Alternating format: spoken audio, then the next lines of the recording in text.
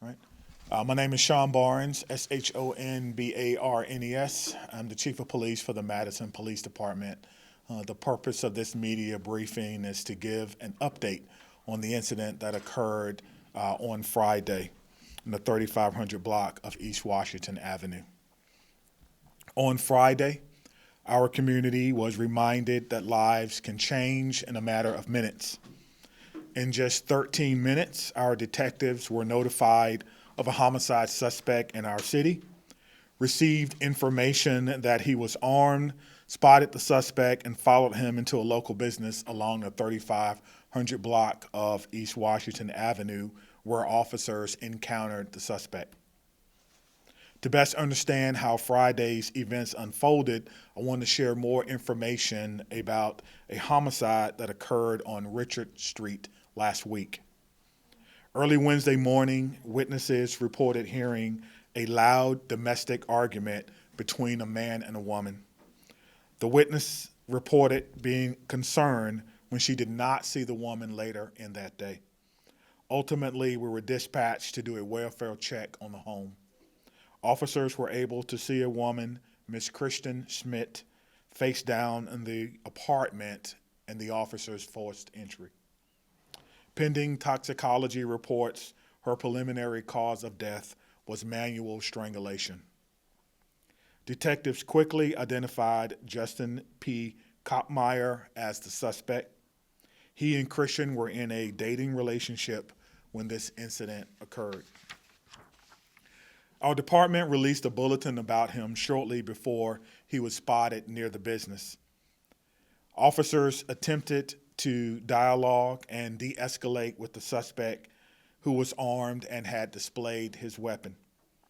An officer attempted to use a taser, but the taser was ineffective. Both Kopmeyer and the officer fired their weapon inside the gas station.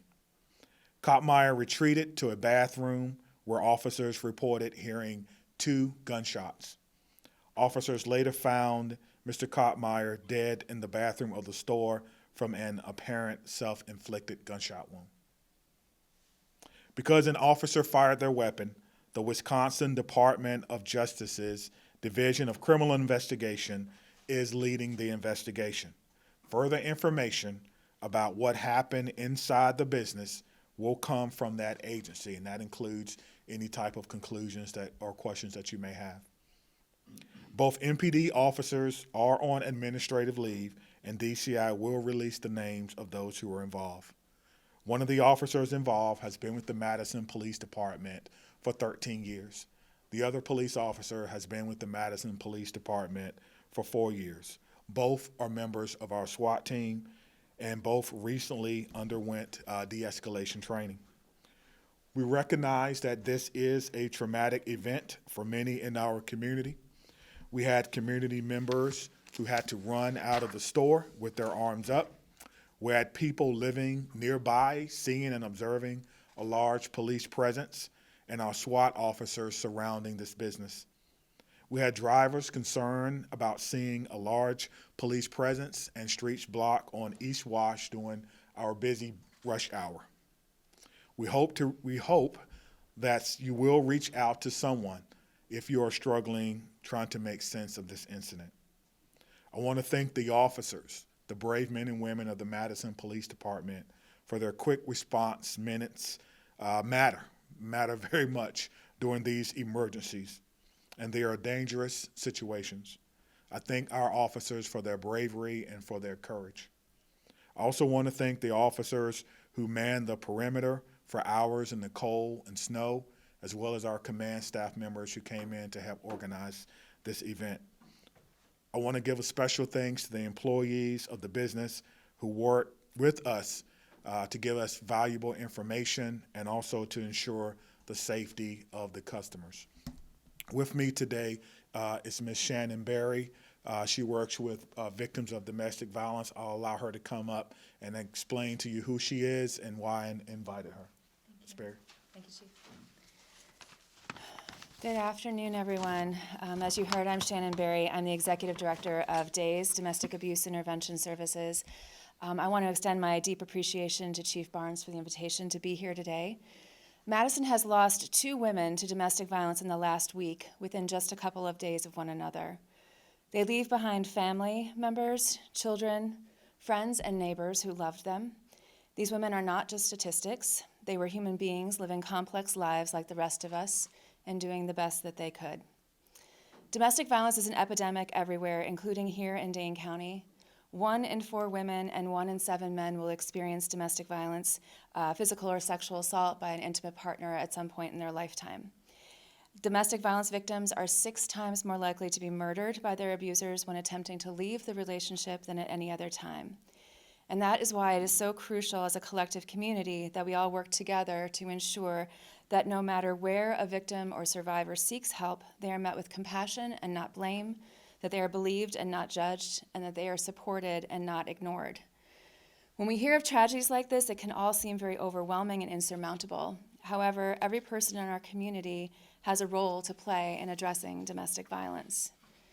If you are worried about someone in your life, please reach out to them. Let them know that you care about them. Provide them with local resources. If you need help in figuring out how to approach someone that you're worried about, please call Days yourself at our 24-hour helpline, which is 608-251-4445, or our 24-hour text line, which is 608-420-4638. One of our highly trained advocates is there to assist people. Every person can be a voice of change standing up against domestic violence in all of its forms. Talk with young people in your life about what healthy relationships based in mutual respect look like. Educate yourself about relationship violence and this pervasive issue. Be a visible ally to those experiencing domestic violence, letting them know that the violence is not their fault and that help is available. Learn how to be an effective bystander, intervening when you hear or see harmful messages that support intimate partner violence in our community. And share information about resources available across Dane County from organizations like DAYS, Unidos Against Domestic Violence, the Rape Crisis Center, and others. And most importantly, if you see or hear something concerning and believe someone is being attacked, please call 911. You may save a life. Again, I wish to thank Chief Barnes for the invitation to be here today, and on behalf of all of us at DAYS, I also wish to thank every person at MPD for their continued work to support victims of domestic violence and their children. Thank you. Thank you so much. Thank you. Thank you so much. Take a few questions. Chief, can you explain if one of the officers who fired at Kottmeyer, was he successful at striking Kottmeyer? So was Kottmeyer hit by a bullet? Well, we'll have to wait until we see the reports from the medical examiner, but we believe that he was successful in firing that round. However, it was not incapacitating. Okay. Can you say anything more about the tip that you got that the person, Kottmeyer, was in that area? Who called it in, or who told you? Well, I can't tell you who told us that, but officers and detectives have been working on it the entire we had worked with other law enforcement agencies. We had found the vehicle that was involved in another jurisdiction and just started putting the pieces together and really calling anyone who may have been in that circle. It could have been people in the circle that wasn't aware, which is why you want to give them a call and say, hey, we're looking for this person. Do you know anything about it? And it was almost simultaneously from the time that we were where we thought he may be to the time that we spoke to someone that knew that he was there. So, yes. Were either of the 2 officers who are now on leave ever discharged before with the department? Not that I'm aware of, no. Do you say if they're men or women, the officers? The officers are men. Thank you so much. Does anyone have any other questions for Shannon?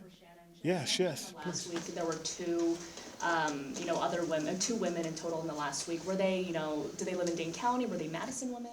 So they were both women who lived in Madison. One was murdered in Beloit on February 20th, and by an abuser that she had filed a temporary restraining order against. Unfortunately, the injunction restraining order was not granted. However, it's my understanding that she was not able to make it to the injunction hearing, which is very common that they'll dismiss injunctions. But she was actually murdered in Beloit. Sure, yeah. And Chief, can you follow up with that? Did MPD know of Kottmeyer as a previous abuser? Was he on your radar at all?